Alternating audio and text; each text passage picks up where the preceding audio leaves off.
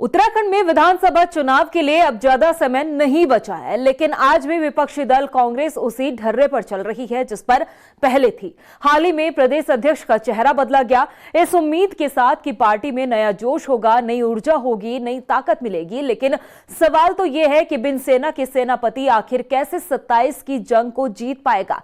अब तक भी टीम का गठन न होने से कई गंभीर सवाल खड़े होते हैं। इसके साथ ही क्या गणेश गोदियाल पर किसी तरह का कोई दबाव बनाया जा रहा है या पार्टी के भीतर कोई अंदरूनी खेल चल रहा है? क्या कुछ पूरा मामला है, इस रिपोर्ट में देखिए।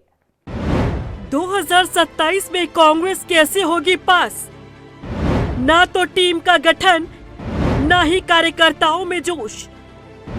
बिन सेना के सेनापति कैसे जीतेंगे जंग? गोदियाल पर कोई दबाव या चल रहा कोई अंदरूनी खेल? उत्तराखंड विधानसभा चुनाव 2027 को जीतने के लिए कांग्रेस भले ही दम भर रही हो, लेकिन धरातल पर विपक्षी दल की कोई एक्सरसाइज नजर नहीं आ रही। ना तो कांग्रेस में कार्यकारिणी का गठन हुआ है और ना ही कार्यकर्ताओं के जोश में कोई बदलाव। हाँ, उत्तराखंड कांग्रेस अध्यक्ष का चेहरा जरूर बदला गया, वो भी इस उम्मीद के साथ कि 27 की लड़ाई के लिए गणेश गोदियाल पार्टी को नई ऊर्जा देंगे, कार्यकर्ताओं में जोश भरेंगे, पार्टी संगठन को नई ताकत मिलेगी। लेकिन सच तो ये है कि ना तो कार्यकर्ताओं में जोश नजर आ रहा है और ना ही सेनापति की सेना तैयार हो पा रही है।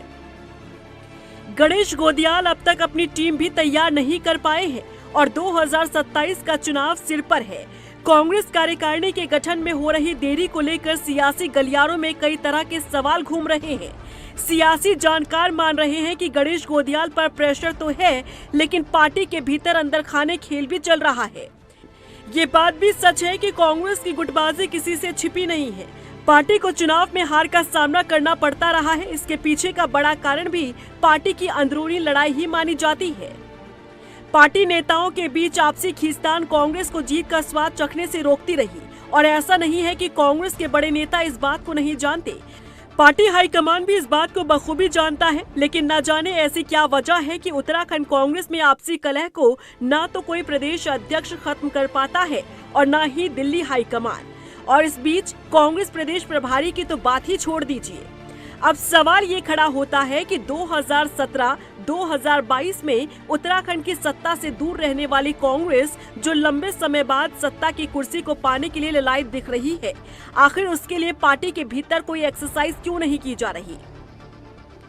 हालांकि बीते दिन दिल्ली में कांग्रेस हाईकमान की उत्तराखंड कांग्रेस के साथ बैठक तो हुई, जिसमें राहुल गांधी और पार्टी अध्यक्ष मल्लिकार्जुन खड़गे ने उत्तराखंड कांग्रेस के वरिष्ठ नेताओं के साथ चर्चा की और 2027 विधानसभा चुनाव की तैयारी करने और पार्टी संगठन को मजबूत करने के लिए कहा।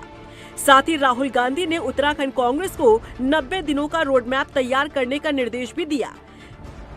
इसके साथ ही राष्ट्रव्यापी मनरेगा बचाव के तहत 31 जनवरी से 6 फरवरी तक राज्य भर में धरना प्रदर्शन का प्लान तैयार किया गया है और 7 से 16 फरवरी के बीच राज्य स्तर पर विधानसभा के घेराव के लिए रैली आयोजित करने के लिए निर्देश दिए गए हैं। लेकिन गौर करने वाली बात तो ये है कि कांग्रेस किसी भी कार्यक्रम को एक प्रोजेक्ट की तरह चलाती है और फिर सभी नेता हाथ पर हाथ धरे बैठ जाते हैं।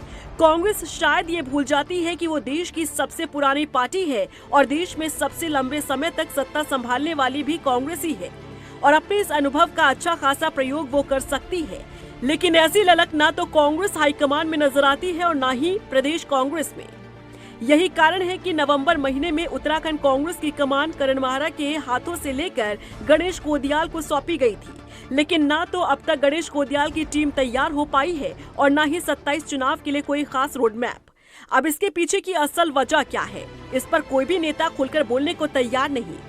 लेकिन जिस तरह से कार्यकारिणी के गठन में लेट लतीफी दिखाई जा रही है, उसे देखकर तो यही माना जा रहा है कि गणेश गोदियाल पर किसी तरह का दबाव है या फिर पार्टी के भीतर कोई अंदरूनी खेल चल रहा है। रफ्तार मीडिया के लिए देहरादून से ब्यूरो रिपोर्ट।